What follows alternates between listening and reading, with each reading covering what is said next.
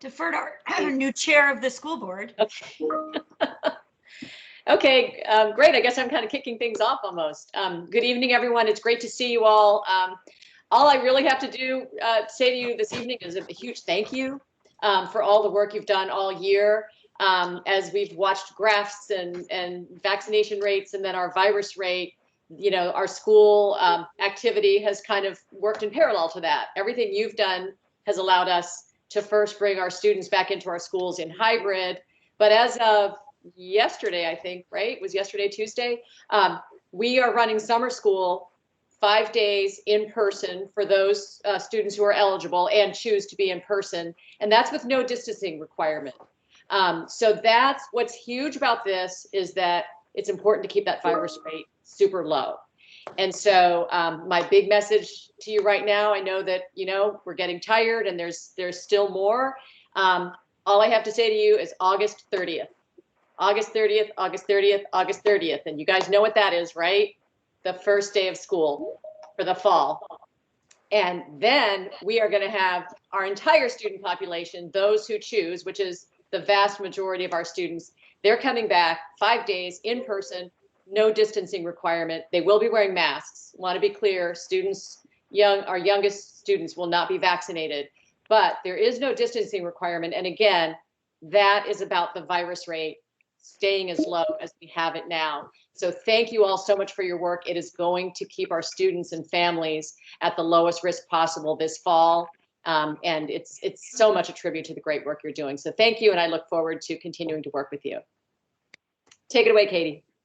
Oh, that was a beautiful message, and exactly, you know, where our co-chairs always remind us to talk about our why of why we're getting vaccinated and the opportunity for our young people, especially those who maybe have experienced learning loss over this past year or so remotely, to be back in school 5 days a week at summer school is about as good of a why as I can imagine. And I'd be interested to show of hands for those who are on camera, who got to enjoy a 4th of July event in their neighborhood or with family or friends this past long weekend.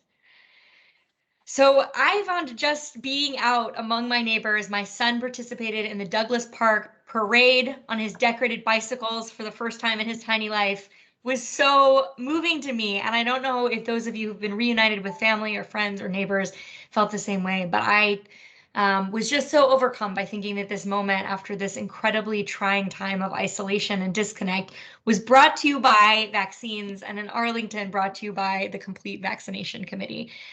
These opportunities to come back together as learners, as neighbors, as families wouldn't be possible if it weren't for everything you all have done. And of course, it's so important that we make sure we continue, that we get to 100%, and that most importantly, we ensure that there are no disparities in who has access to this life-changing vaccine, and who feels that it's for them, it's accessible to them, and it's something they can easily get. And that is what it's been, what this group has always been about. So thank you for everything that you're doing for reaching our hard to reach populations, and helping us come to a point where our kids can be back in school, our neighbors and our kids can be back out into the streets enjoying one another, and we can be with our extended families and friends. Thanks, Katie. I can't tell if Wanda has been able to log on. I know she was having some login issues. Wanda, are you here? Well, let's keep going then. I'm gonna turn it over. Dr. Varghese is here tonight and is gonna give us a little bit of data updates. So you know, I think let's turn it over to him and see where we're at as a community. So, Dr. Varghese. All right. Well, first of all, I want to add my thanks to all of you and your hard work. This is not an easy thing to do, and if you think you've been working hard, I'll explain in the next several slides why it feels that way, because we're talking about behavior change in many ways and creating the space for people to feel comfortable. And that's not an easy thing to do when you have the overlay of this worldwide crisis. So if it seemed hard, there's a reason why, and you've been doing a brilliant job, and you know, we just need to keep moving forward. And it would be lovely if August 30th was the day that we got to 100%. Probably not going to. I will be happy to be wrong. Okay, so let's aim for that. But you may go, wait, you're going to say 84%. You're going to hear about it very shortly. So there's a lot of data, but I wanted to give you a taste of what's going on. So, all right, so this is the pandemic curve that some of you have been seeing on a routine basis. And this is since March 2020. This is the experience of the pandemic in Arlington. And we are at the lowest level of cases since April 2020. However, what you'll see in the next slide, we still have people in the region and in the state being hospitalized with COVID, albeit at a lower level. So good news, and we still have some work to do. So I wouldn't get hung up on all of the data here as much as it's a way to visually, that staff remind me and the rest of the region about how many cases are occurring in Northern Virginia that require hospitalization and how many are outside of Northern Virginia and for the whole of Virginia.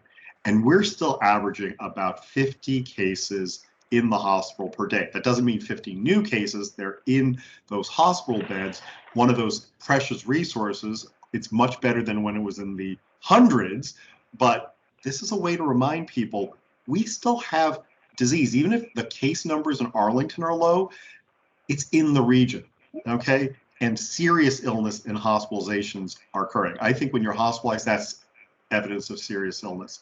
So this is why you're still doing this, because the majority of places, BDH has not put out the data, but my suspicion is that these individuals are by and large people who were not vaccinated, okay? So if this gives you a reason to re-energize why you're doing these things, this is why you're doing it, to try to prevent the folks in Arlington from going on to serious illness. And we've been fortunate for the moment that we haven't had the deaths like we did at the beginning of the pandemic. So I did want to show you this because there are things that I think when we've been jumped on the vaccine bandwagon, everyone feels like, oh, if you get it, we're all done, everything's safe and normal. This is from the CDC's webpage, lower down on the same pages that they say, you know, you can do this, you can do that if you're vaccinated.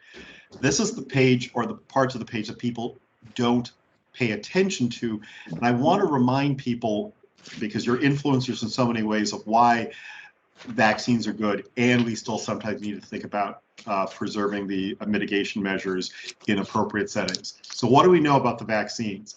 COVID-19 vaccines are effective at preventing COVID-19 disease, especially serious illness and death. But it doesn't necessarily prevent you from getting infected all the time. COVID-19 vaccines reduce the risk of people spreading COVID-19, but notice it doesn't say eliminate that risk. So it's why you need to do both and. What are we still trying to learn? How effective are the vaccines against variants that cause COVID-19? We know that oftentimes the vaccine does work, but maybe less effective than that. So with a Delta variant, there's more indications that yes, it's effective, but not as effective as it is against like the early variants that are out there. So it's good news, but it doesn't mean that suddenly when it was maybe 94% effective, it may be at 70% effective, which means you're more at risk for having serious illness, but it's still a good thing. We don't know how well the vaccines protect people with weakened immune systems, including people who take immunosuppressive medications. And in a community like Arlington, we have to presume, because of our welcoming nature and how we've tried to design things, we are likely to have people who have weakened immune systems. And then we don't know how long COVID-19 vaccines can protect. And that's why they're trying to determine, will there need to be booster shots and so on. So just wanted to provide that context of vaccines important, and you can remind people they still sometimes have to think about the protections they're doing. So I wanted to give you an assessment, what I think is a snapshot assessment of COVID-19 in relation to Arlington right now. Community transmission is at its lowest level since April 2020. Pandemic, though, continues here and globally. The variant potential continues globally among the unvaccinated much more than among the vaccinated. And I need to let you know, we've detected all of the variants the major ones, and we have had even Delta variant here. Okay, so it's just the reality. Asymptomatic transmission still occurs. There's no indication that the variants have changed this feature. And so you've heard that vaccine, while effective, is not 100%. We also don't know the length of that vaccine efficacy. And for some of the settings that you work in, we still remind people that the CDC has not changed the definition of a close contact to a case of COVID-19, and that is still maintaining less than 6 foot distances for 15 minutes or more cumulatively with a person with COVID-19. And quarantine still applies to unvaccinated persons who meet this case definition. That's for those who are eligible to get the vaccine. Those who are not, that includes kids under 12, would have this apply. So all the more reason, the more we can get people vaccinated, as Dr. Cannon said, the more that we get to that 100% mark, we don't have to do those recommendations like quarantine and so on. My staff and I would love to not make that recommendation to people. And just as a reminder, combining exposure risk reduction, in other words, the hand washing, the appropriate settings, wearing masks and so on, you don't want to test your immune system unnecessarily. Yes, the vaccine works, but every single time you keep getting exposed, you're putting your body through more things. You don't necessarily want to do that. So come up with the right balance, just something for you all to think about as you go around. So here's the good news, all right? Since I did a lot of maybe not so good, we're at 69.1%, and that's through June 27th, 2021. We actually have had data more recently. The problem is, in the last several days, VDH has had some problems with their data, and like the numbers have fluctuated too much that I decided I'd rather report a date that I do know that there's consistency, because it could be, we're still not at 70% officially through the VDH website, but we're at 69.1%. I think that's fantastic. And that's for 12 and older, not just 18 and older. That's for 12 and older. So think about that. That is a phenomenal statistic. So keep that in mind.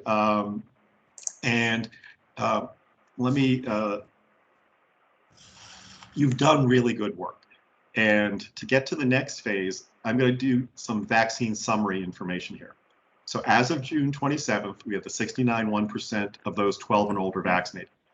That's less than 2,000 residents away from officially reaching the 70% goal that the president had done for July 4th. I think that's pretty remarkable.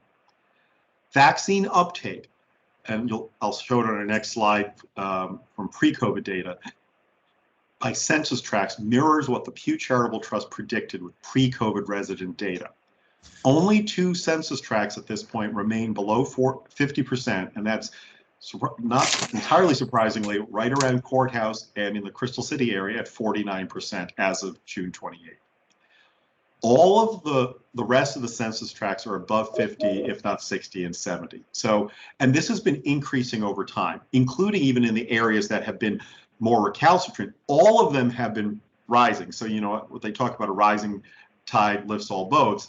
It's been doing that. Obviously, there are going to be disparities, but that's what your work has been helping to get those areas to continue to keep pace.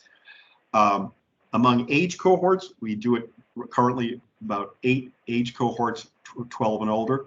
Only 1 is at this point below 60%, and that's the 20 to 29-year-old group, and they're at 58%, and that was much lower before. So there's been steady progress there as well, and kudos to you to help with that.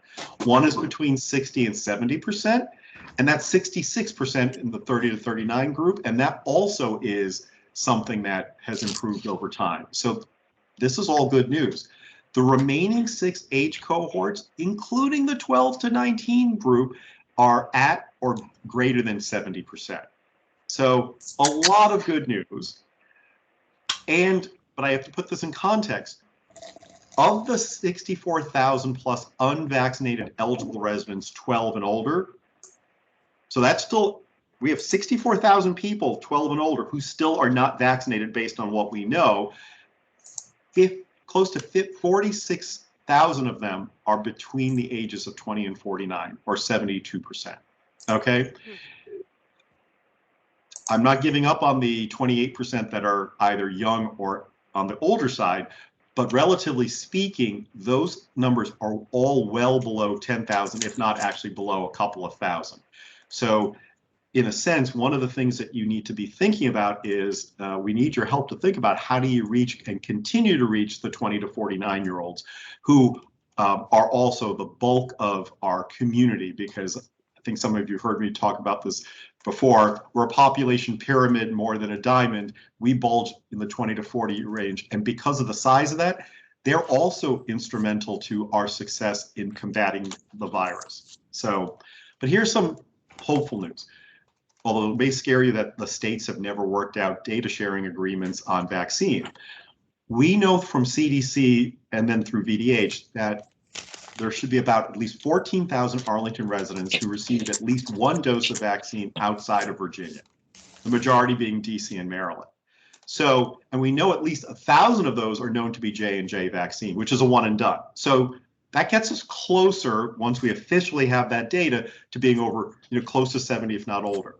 If we added the 13,000, assuming that they completely are not overlapping with second doses in Virginia anywhere and so on, that would actually get us to 76% if that's true.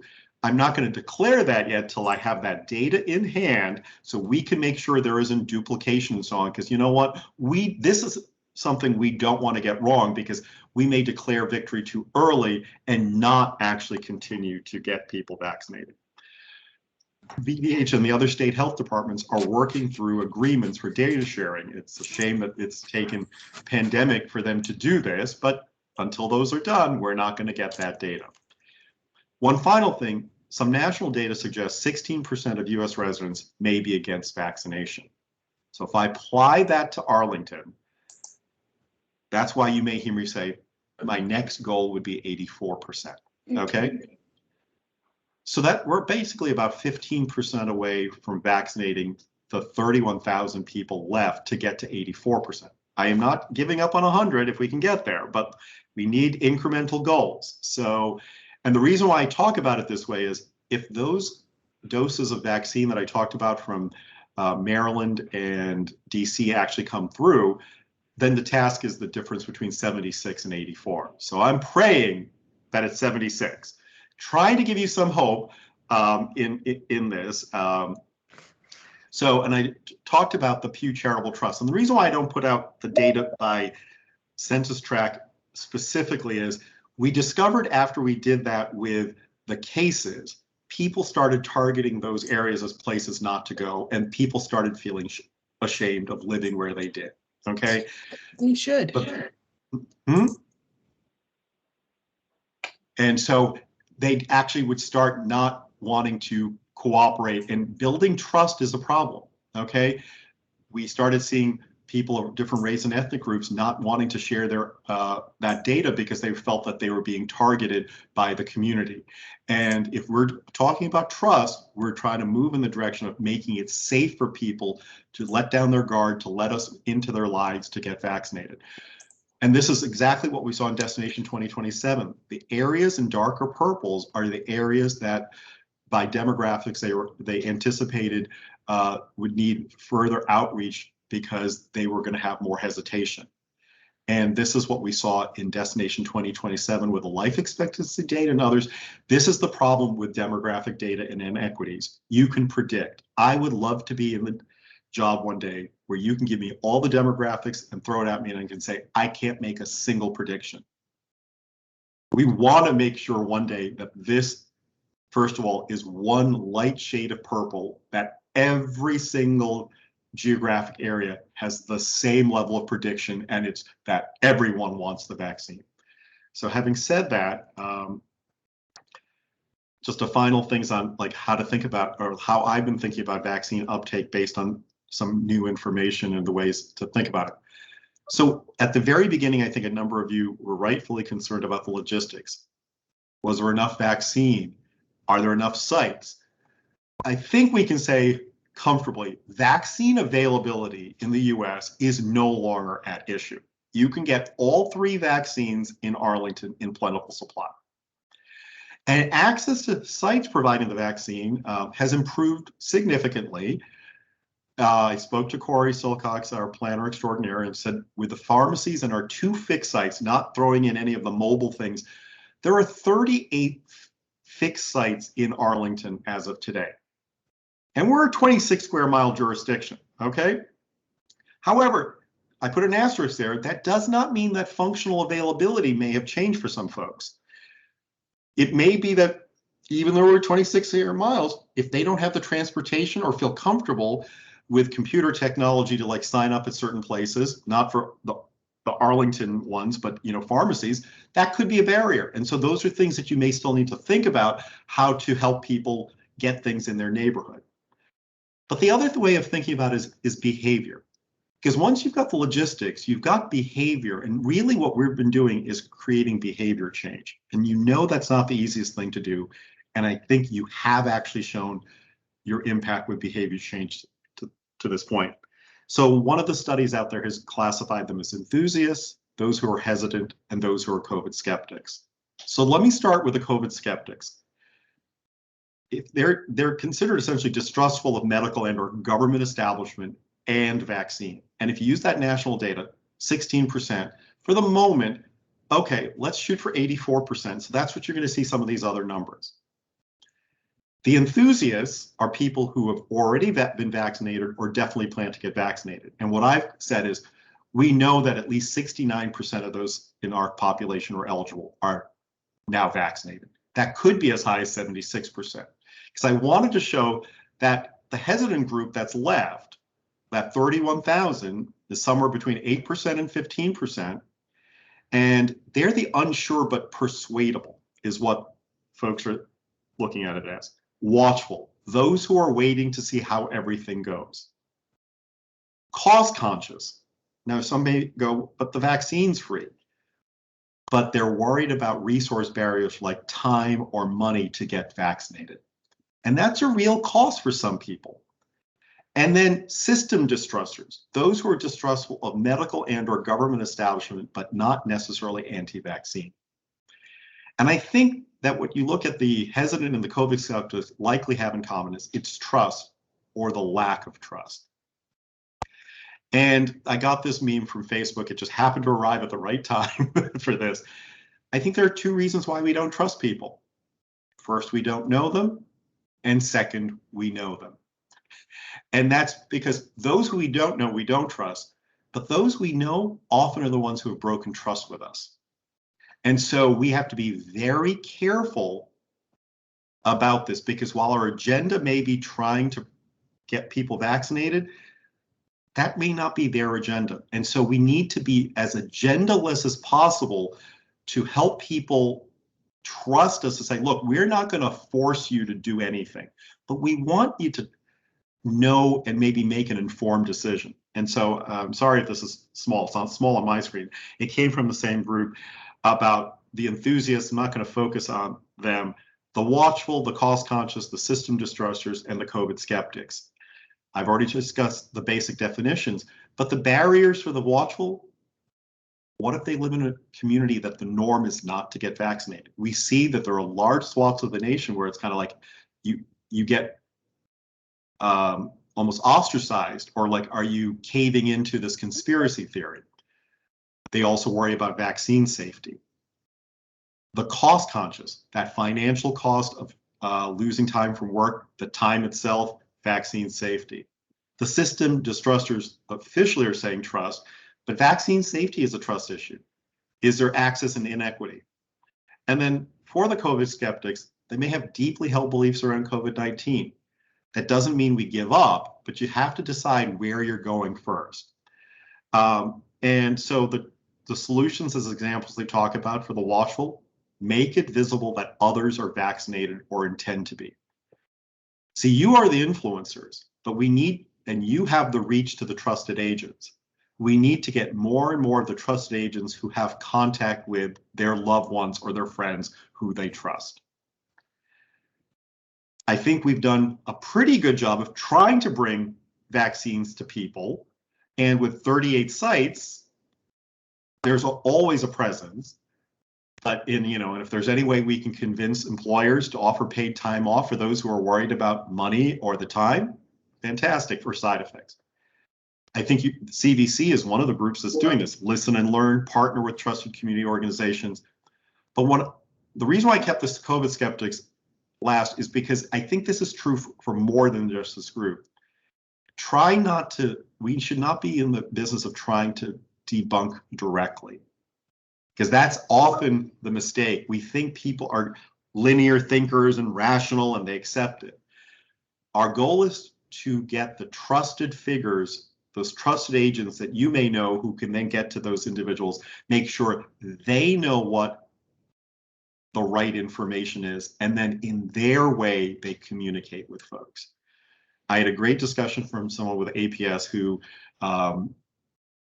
talked about the fact several people who he's maybe politically in opposite views, but they trust him as a person and they've come to learn about the vaccine. And over time, they shifted from not getting vaccinated to vaccine. And it was, when I heard how he was doing, it was like, he wasn't trying to oversell. It was like, look, here's why I did it. Here's the information that I know.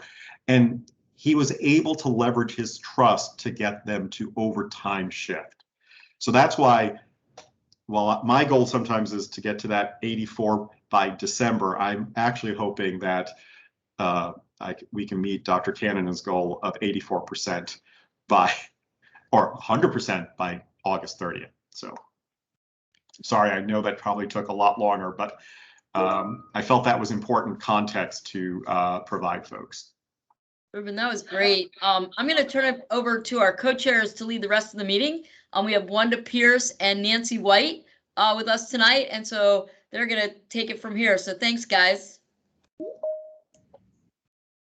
So hi, everybody, and thank you for joining us tonight. I'm Nancy White, and I just want to share a couple of things that have happened over the past few weeks since we last met with some of the groups that have gotten together to talk about the various barriers. And I first want to say, just as in my role at Arlington Free Clinic, I'm just so appreciative of the flexibility that the county has shown in responding to the needs and the different ideas that people have, and their willingness to listen to a lot of the concerns that people have, and really flex and adapt. I think that one of the things that was really apparent a few weeks ago is there was some request from the neighborhood associations along Columbia Pike that there needed to be a vaccine site on the west end of Columbia Pike near Arlington Mill, because there was not easy access to people. And so sure enough, within a few days, that's one of the major county sites there at Arlington Mill. And it was nice to see that responsiveness. I think that it's an area where a lot of people either don't have public transportation or they have difficulty with community mobility. So it was wonderful to see that. But a couple of groups that come to mind that have met, one I think was the Business Improvement Districts, the BIDs, excuse me, met with the county staff. And then I was part of a group of nonprofit leaders. Several of you on this call were on that. I think Saul was there, Andres, maybe Andrew were a part of that.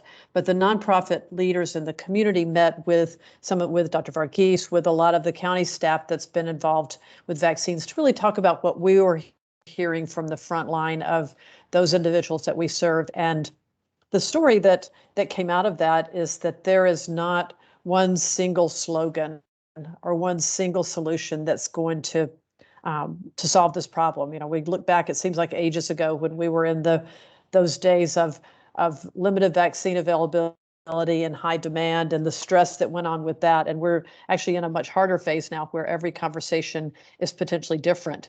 And every conversation is really very important. But, we learned, as Dr. Varghese was saying, that there are different categories.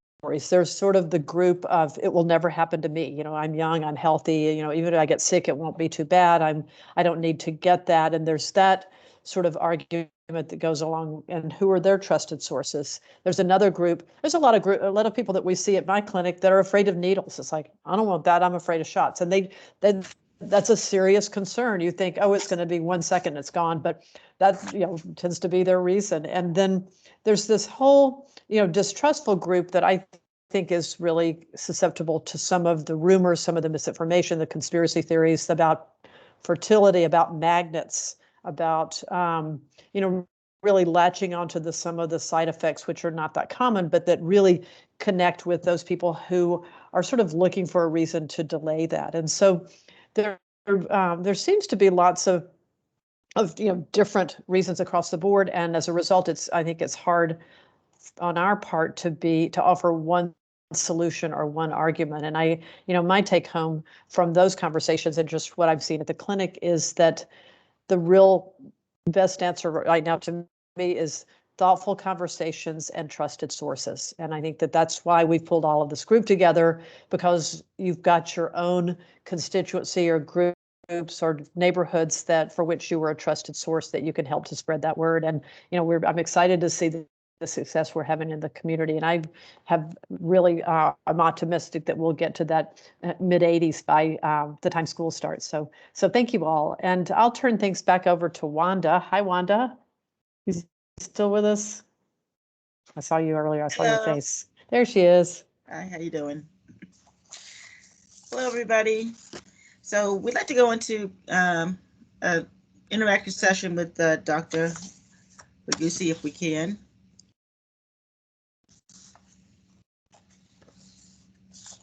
Okay.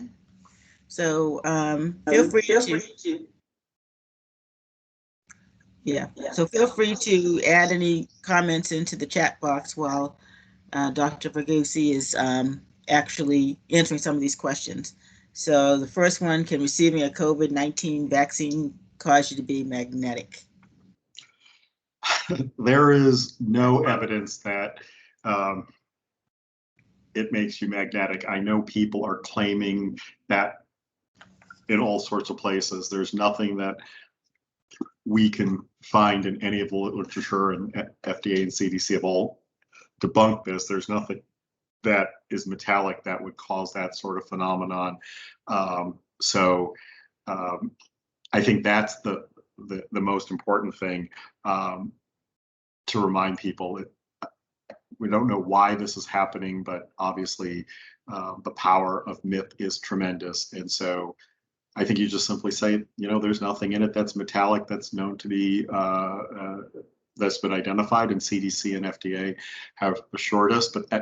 But those are going to be the reasons why I talked about, if you can convince your trusted agents, then they may make it even simpler and not have to cite that. And so this is great that you're asking the question. I'm sad that the question still has to be asked. Absolutely.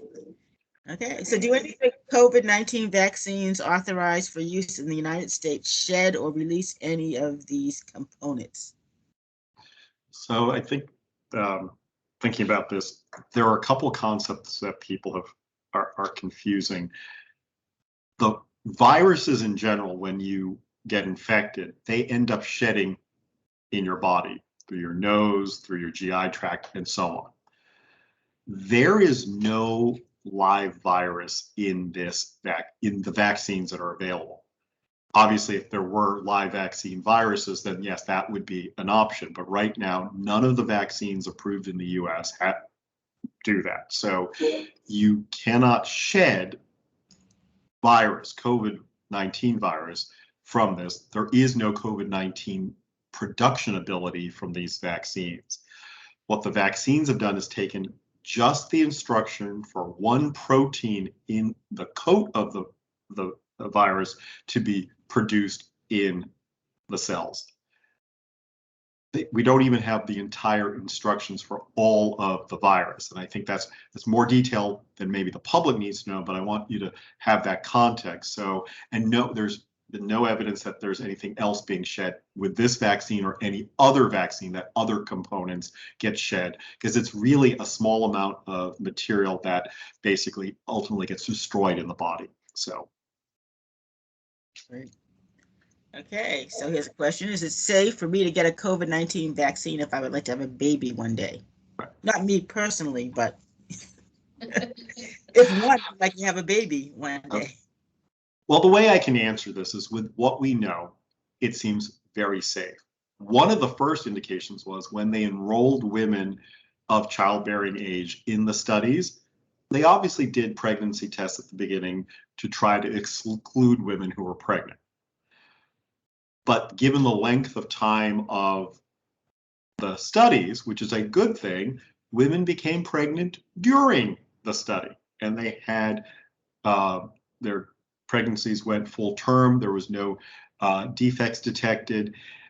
So there's no evidence that anything bad is going to happen.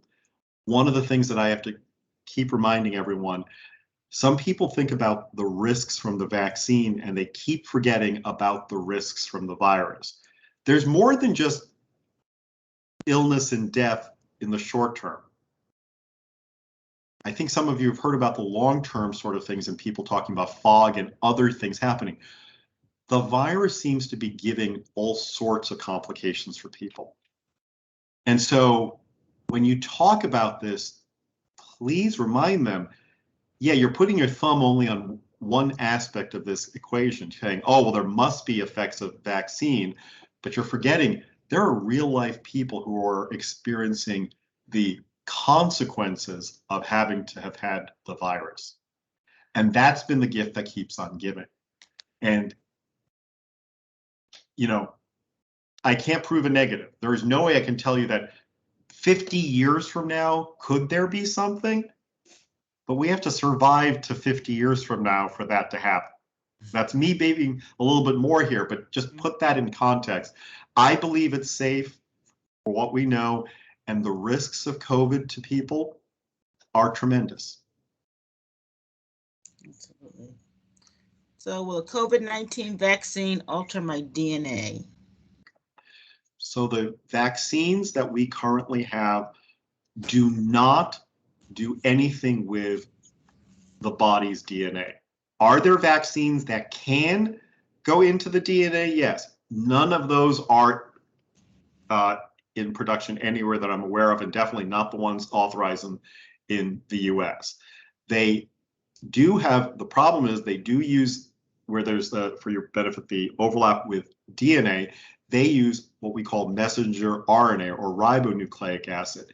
It's basically an instruction to create the protein, but that instruction basically gets dissolved almost immediately after the protein is created. And it's the protein, that virus protein, that the body then develops antibodies so that it can recognize it when the body's actually attacked by the full virus. So there is no risk of it being incorporated into your DNA. mRNA naturally occurs in all of our bodies. We wouldn't be alive without it. It's in every one of our cells. And every day, probably thousands of times, if not more, it's being destroyed as almost as soon as it's been created. So that's one of the things that people just have to remember. I know it's a lot, but I just wanted to make sure you had that. It's a great question. All right, next question. Can the CDC mandate that someone get a COVID-19 vaccine? No, the CDC has no authority to do that. Congress has never given them that authority. The only way that I can imagine that happening, and I don't know, I'm not a constitutional scholar, I don't think even Congress can pass something like that. Health as a general rule has always been the purview of the states. So could a state require it? Well, they require vaccines for school entry. The likelihood of that happening, there's never been anything that I've known of any state that requires vaccination, at least for adults. So and given the emergency use authorization, until they officially go from the emergency use authorization to full approval, I can't imagine that any state is going to think about that. But you may get questions. There are businesses who already are requiring it, and that has always been the case, that businesses sometimes go ahead before anyone else does. Okay, so we have one more question before we go to some of the questions in the chat box. So will getting the COVID-19 vaccine cause me to test positive for COVID-19 on a viral test? It's not going to. It goes back to connecting it to the shedding question. You're not going to have anything to test positive for a COVID test. Now, the vaccine can stimulate your antibodies. That's what it's supposed to do. And so you can test for antibodies. It doesn't mean, it's not a way that we determine whether or not it's effective, but you can actually test positive for the antibodies, showing that either you had an infection and have immunity for that period of time. And there are people who, after getting vaccine, can have the antibody reaction as well. It's one of the ways the body does respond when you do get attacked. It will produce antibodies to the virus. But no, you cannot test positive because of the vaccine by test. If you test positive by the test, we're going to make the conclusion you were infected with the virus. Right. Okay.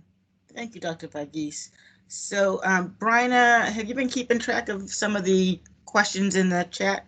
I have, and I apologize. My slides stopped advancing, so that's why I took them down, because they weren't moving for you guys. But hopefully we'll get them back here in a minute. We do have a question from Linda about do we know the percentage of 60 plus who are not vaccinated and why you think they might be hesitant? I'll answer the first part first. I think it's any one of the combinations of things that I've already talked about. You've got to realize no group is monolithic. So you have the early adopters, those who are enthusiastic. There are hesitants that you're going to have the same characteristics. We have to remember, just because you're in certain demographic groups doesn't mean that you all think alike, or we all think alike. There's representation across every single demographic with each of these things. So I think that's what you have to then think about. The number of people who are left in those groups are much smaller than others. So let me see if I can pull it up quickly. So those, basically everyone 60 and older is at least 80% or higher. And in fact, the 60 to 69% group, based on the data we know, is at 89%.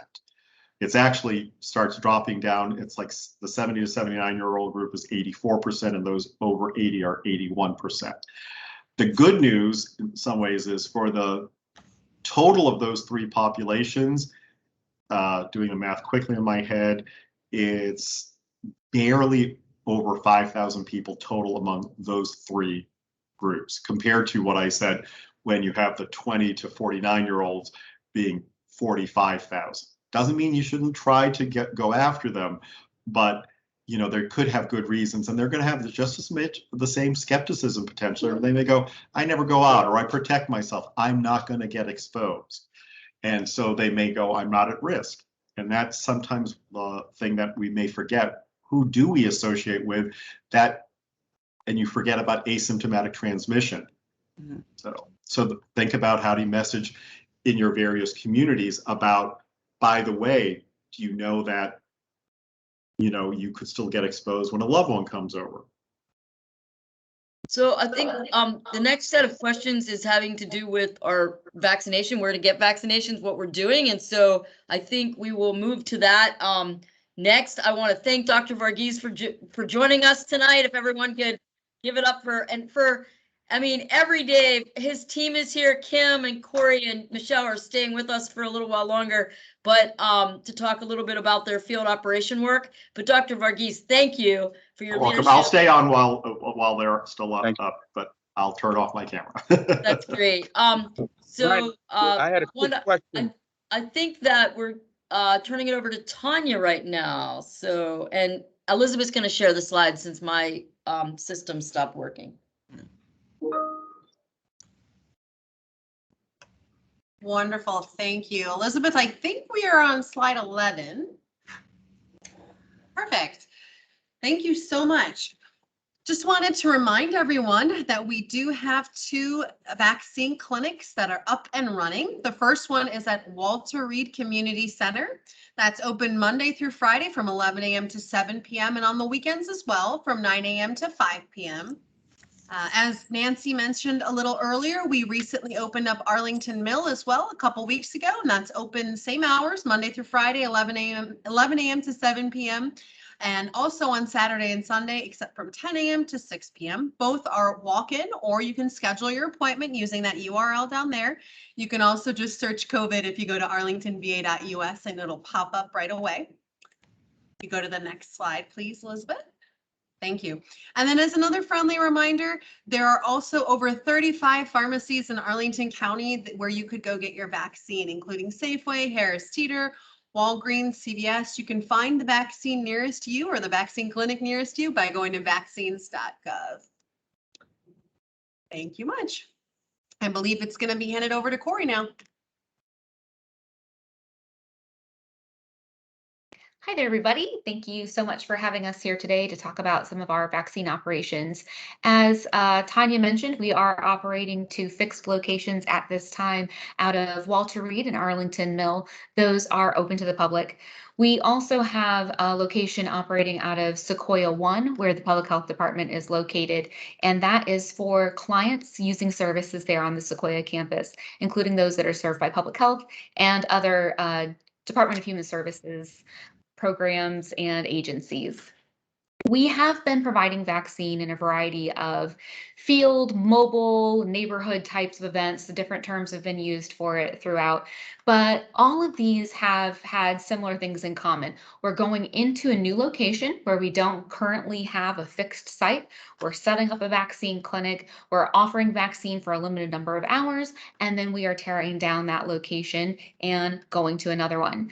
We started doing a lot of these in May, specifically at the schools. We were doing what we were calling neighborhood or community-based events, and those were open to the public. We then did a cycle of those where we came back and did second doses for folks who had received their first dose there, and did another round of first doses at those locations as well. Those locations included Kenmore, Hoffman Boston, Thomas Jefferson, Montessori, and Wakefield. Hopefully I've caught all of them. There were a lot of schools and a lot of activities happening at that time. We've also been partnering with a lot of different food distribution groups in Arlington County to provide vaccine at food distribution sites. I believe someone else on here had mentioned an event that was done at Marbella. That was one of our food distribution events that we attended, and we have a second dose event coming up there very soon. We've also partnered with Apex, Woodbury, Gates of Ballston, a lot of locations to provide vaccine to a targeted population. Those weren't generally open to the public, but were dedicated to individuals receiving services at that site. Another example would be at Arlington Mill. Prior to us opening the fixed location with set hours, we had been providing vaccine at both their food distribution and diaper distribution events. After the first round or 2 of those ones in particular, because we were coming back repeatedly, we did open those up to the public as well and allow anyone who was aware of us being there to come on in and get a vaccine. We've been partnering with the homeless outreach groups. We've done a outreach into the homeless community to drive them into vaccine clinics, and also have done in partnership with EMS and fire and PD going into the community to vaccinate street homeless. We've been vaccinating very regularly at the shelters in Arlington County. We have also been providing homebound vaccination for those who are unable to leave their home to receive a vaccine. And we actually started doing that several months ago. We've had some really successful events there. We've gone back and done second doses for those individuals as well. And we continue to have nearly weekly forays into people's homes. Also, our long-term care facilities. A lot of those facilities were serviced by pharmacies early on, back in like February, March, even a little bit into April, but pharmacies stopped providing vaccine in those locations a few months ago. And so we've been going in to vaccinate staff and new residents and providing second doses as well. And I don't want to leave out that some of our local pharmacies, so not the chain pharmacies, but like their JULs and Prestons, have also been participating in vaccinating in our long-term care facilities. That includes our skilled nursing facilities and some senior assisted living locations. We've continued to look at new ways to vaccinate in the community. We want to make sure that we're reaching people where they are. As Dr. Varghese had mentioned, access in and of itself isn't necessarily an issue, but sometimes that time, the cost, the pressure of seeing other folks that you are out and about with getting a vaccine can be what it takes to get you to a yes. So we've been in conversations with and partnered with some of our bids here in Arlington County. We were at the Roslyn Cinema to provide some vaccine at their event there. Unfortunately, didn't get a lot of uptake there, but we did have an opportunity for some conversations with folks that we hope eventually led to a vaccine decision there. We're looking at partnering with our libraries. We've actually got walkthroughs happening later this week, so we can look at what is a good time for us to be in a library, have a couple of vaccinators there, and provide vaccine access when you're there for story time or dropping off some books and picking up latest. It's really exciting because a lot of the libraries are reopening. We're having the same conversations with DPR. We know these big sites like what we were doing before at Lover Run and Walter Reed and Amazon and stuff. That's not the model we're going to be into for a while anymore. We're going to be doing these smaller events where it's I've jokingly said a crime of opportunity. You happen to see a vaccine there and now's the time to get it. And what better time than when you're at a library, at a gym, engaged in other community activities. So that's all I've got for right now. There's a lot of other things that we're looking at and doing, but we want to make sure that when we go somewhere to provide vaccine, that we have done the outreach and communications necessary for that community. Sometimes showing up just isn't enough. It's needing to do the work ahead of time to make sure people understand and have the questions answered that they needed to get them to that yes. Thank you. Thank you. You guys are doing a great job. So we had a couple of questions in the chat. I think Juan Carlos, did you have your question answered about the homeless? Juan Carlos asked, do we know the number of homeless people who have been fully vaccinated? He understands that some of the homeless in shelters are still not vaccinated and that less who live in encampments are protected. Do you have an answer for that? We don't actually keep those statistics. That's actually private information. We provide the vaccine opportunity, but that is one of the social contracts we have with the public. We don't actually track that data because it's not our data to share. Okay. Ted has hand up. Ted Hicks. Thank you. My question was along that line too, with the homeless, whether they fit into a certain age group by us listing them, which I guess you're saying yes. And then further, I would state that some of those myths, as they were, I thought it was a bit strange, but at one of the vaccine sites, I was told by one of the coordinators that she had the vaccine, but that her 3 grown children had said that she was magnetic, and then she put the magnet on her forehead and it stuck to her forehead. And first time I had heard that, and so you just brought that up as, I wonder what to say to people now, referencing that, excuse me, as well as somebody else said that they thought that there was a chip that was put into their body through it. So on the chip issue, that's not something that would be approved in the process. And I think people who use that argument, they better not be carrying cell phones, because that's actually something that we all carry that theoretically we've already permitted people to follow us. There is nothing in the medical process that would permit chips to be included. However, we just have to state, as a matter of fact, that isn't the information, and the reason why I got it is because I trusted it, and I know I'm not being tracked, and I know I'm not metallic. Trying to say they're wrong is never going to be a good answer. It's just more, here's why I did it, and if you believe me, then I'll help you get to your nearest vaccine site. So it's a great question, Ted. Thank you for asking that. Okay. Julia had a question. Is there any plan for door-to-door vaccination campaigns in Arlington? Is that something that might be advisable or effective? Door-to-door campaigns. What I would really defer would be to all of you, because remember, you have to also think about, depending on who's doing it, is that going to increase trust or decrease trust? Okay, I think it depends on which audience. I'm making a broad generalization. If you've got people who are concerned about government and their legal status, not quite convinced they're going to be comfortable with that. So you have to think about how you're doing it. Is it door to door to give information? And then is it, if you think there's enough interest, then maybe doing something in the building at that point, because it's not that we couldn't do it, but I'm going back to that trust issue. Make sure that whatever we do doesn't have unintended consequences to break trust. And it's not just one person. That mistrust spreads worse than even the virus does.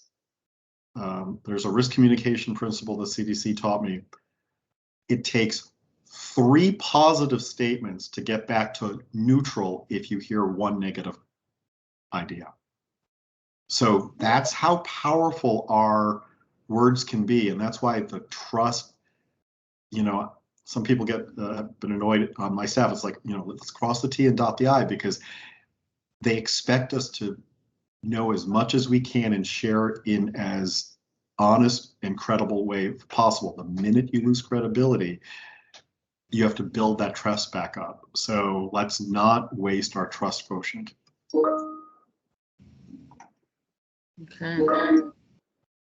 I think to Jose's question, a number of places, including the hospital, was asking for Social Security information. They are allowed to do it. We wish that they wouldn't, but we have no control over preventing that. And it's not an Arlington thing. This is a corporate thing that they do, because they do this with other vaccines and so on. So they're not going to change their system. One of the things you can remind people is, though, they do not have to provide it. Okay, they cannot be turned away on that. And so, so that could be a very useful thing for those who are concerned they don't have something in the neighborhood and they don't want to go to a CVS or a Walgreens or whatever. They don't have to provide insurance. They don't have to provide a Social Security number. And so if you can get that message out and empower people, fantastic. But that could also be, are there ways for you all to help get them registered so that when they're doing that, you're already going, yep, we're skipping that, so that it's kind of like when you first did some of the signups for our appointment-based things. If there's bandwidth and you can get people signed up at neighborhood things, fantastic. Why make it harder for them to go across town if there's something in their neighborhood? So I did. I told them that even the ask for Social Security wasn't a requirement. Unfortunately, it scared them because yes, absolutely. No. So what I did is I drove them to Arlington Mill. Yep, absolutely. Get it there, but not everyone has the time to do that. So, and those are the questions that I'm hoping, Jose, that you all will discuss.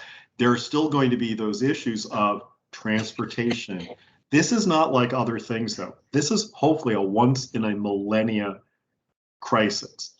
So can we make sure the resources are there to get everyone who's interested, when they're interested, to the place to do it? With 30-something plus sites in the community, I would hope that that's doable. I mean, this is unusual that we have this much penetration in our community compared to when I was a health director on the Northern Neck and Middle Peninsula. That was eons ago. That was 2,000 square miles. 35 would have been wonderful. But even then, that would have been so far and few and far in between. So I wonder, just in the interest of time, I'm wondering if we could go to the actions, because Ruben has noted several times about what we need help with, and I'm wondering if this might be a call to action. So I'll give it back to you and Nancy. Thanks. And Elizabeth, if you could share the slides again, that would be great. Thanks. So how do we get past hesitancy? I think that's what we're going to focus on our action items. Is that slide going to come up? Okay. All right. So our fabulous staff came up with some great action items that we can use in this final stretch.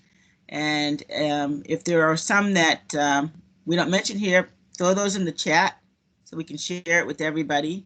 But some ideas, you know, we're supposed to be ambassadors. That's what our committee is all about. So we're still looking towards everyone to go out and talk to people, talk to organizations.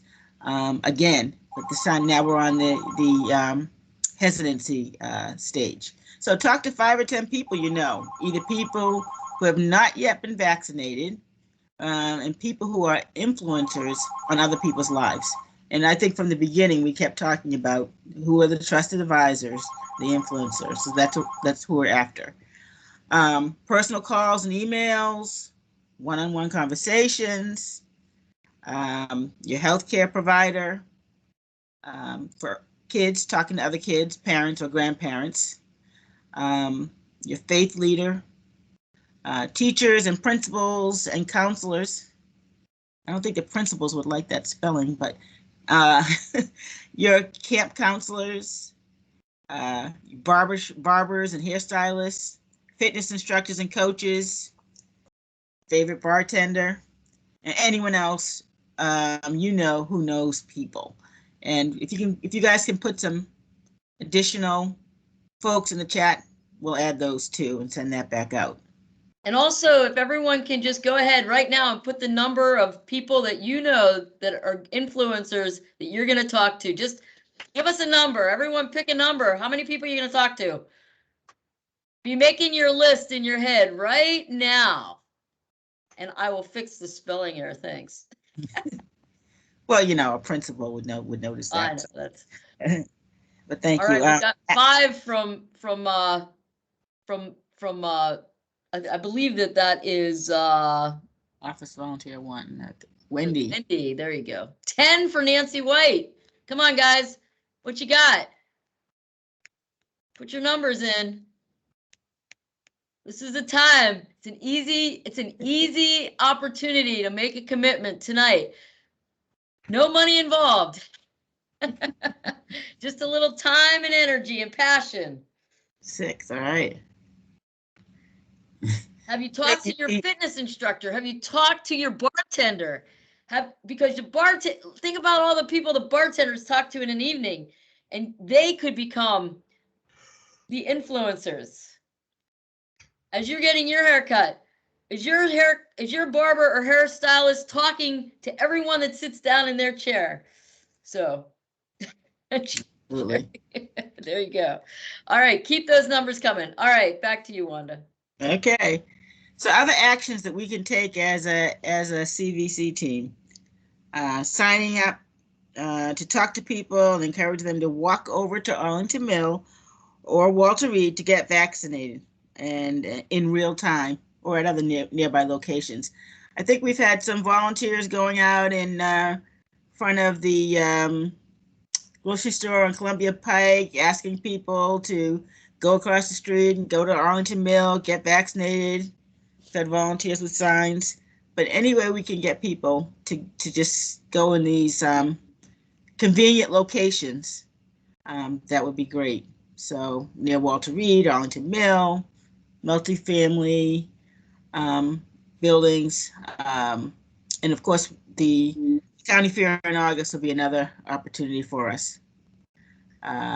Look for weekly signups in your inbox. I think the staff has been great of signing up, sending out those opportunities. So click on those opportunities, and even if you just have an hour for a day or something like that, please sign up. All right. So, Nancy, did you want to add anything?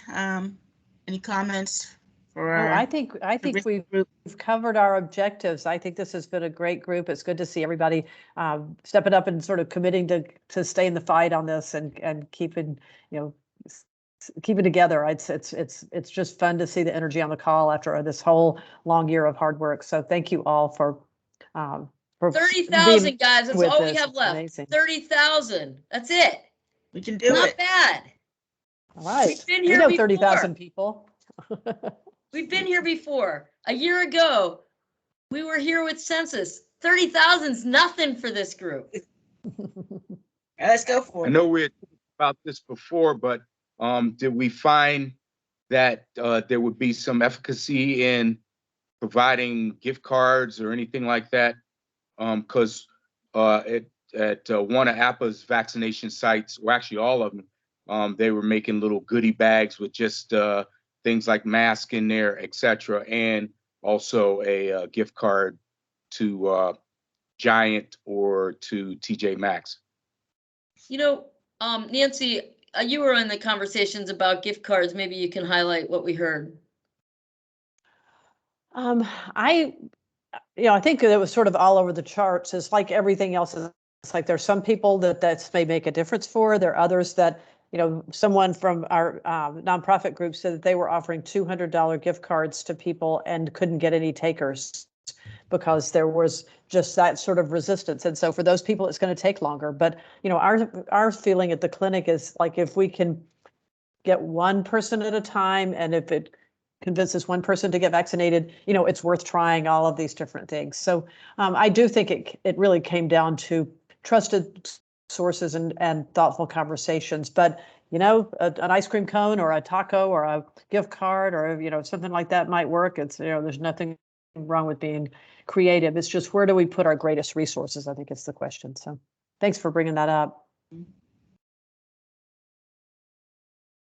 The question, Sun and Moon, if you guys can help, yes, absolutely. If you can donate some yoga classes or offer a free class with a vaccine, and we can get the word out that you're doing that, or you could in your own yoga studio just put up a sign saying, hey, free class or free something for if you bring your Vax card.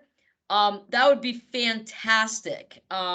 We would love to work with you on that and anyone else. Also, Julius, JD, thanks for joining us. If NAACP can help, host somebody, or you guys can, put it on an agenda of some other meeting that you're having and let people talk about, why they're hesitant in a safe environment and answer questions for them, that would be fantastic. Some of you have noted you're going to be doing that with different communities. So absolutely. If you know other businesses that might be willing to do something similar to what Annie Moyer has noted, please reach out to Tanya or me. We'd love to work with you on that. So, I think that JD has a question, Bryna. Yeah, Bryna and everyone, please excuse my tardiness. The NAACP has me strung out this afternoon. And maybe I've missed this. What is the community, the Delta variant, right? So how are we has that been talked about, how we're going to talk about that in the community at all? Because there has been some questions.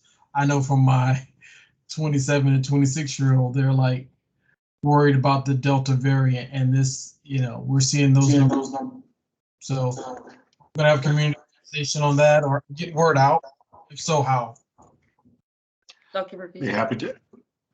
Thanks for the question again. We did mention all the variants over time have been detected here in Arlington. And so if you have suggestions, let us know. The most important thing is the recommendations are still the same. Mm-hmm. So let's start with the unvaccinated. You're going to be susceptible to all the variants, including the Delta, if you don't get vaccinated. The vaccine has been shown to still be effective, maybe less so than with the variant that started this all, but if you go from 95% to 70%, well, that's still better than 0%. And so I think people need to understand that. And getting that message out, it's a generic message that currently all of the vaccines that they've identified in the US seem to be effective against the Delta variant. Okay. So that, not as effective perhaps, but remember, 70% reduction of preventing for serious illness and hospitalization and death, still a fantastic number. And one of the messages I had was, you still have to consider the mitigation measures, because we keep forgetting that even if you're vaccinated, you could potentially still carry the virus and spread it to other people. And so I'm one of the believers, you don't need to test your immune system all the time. It's like playing Russian roulette. How many times do you want to do that? Yes, I am not telling people to stay in and be hermits, but protect other people and yourself. I'm still wearing masks when I go to the grocery store. If the workers need it, well, I'm wearing it to protect them as well, because guess what? I don't have nearly as many encounters as they do. And I'm going to try to reduce adding any extra burden on their exposure. and it's a way to protect ourselves, our loved ones. So things that we do, doesn't have to be by mandate. Can we have as a community norm, we're going to protect each other and do these things. So if that helps, that's the way. And then spreading through your networks. And we're happy to attend meetings if that's helpful, but we're finding out oftentimes it's not us who's the most influential. It's you and all of you and the preferred agents out there, trusted agents, because it's real people talking to real people in plain language. So. Great. Thank you, Dr. Varghese. Any other questions? All right. Well, I appreciate everyone taking time to join us for this conversation tonight. We have done a lot. We have really, at every stage of this, of COVID-19, we have come together. We have mobilized our networks. We've given out as much information as we can, got new ideas, implemented new ideas, and we just keep at it. So there's good news about our positivity, our news and very positive news about our vaccine rates, but we still have work to do. So let's do it.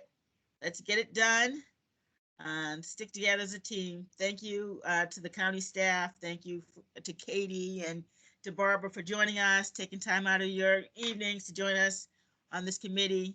Thank you to all of our advocates and our support groups and all of you individual members and everything that you're doing, and your families who are allowing you to do all of this.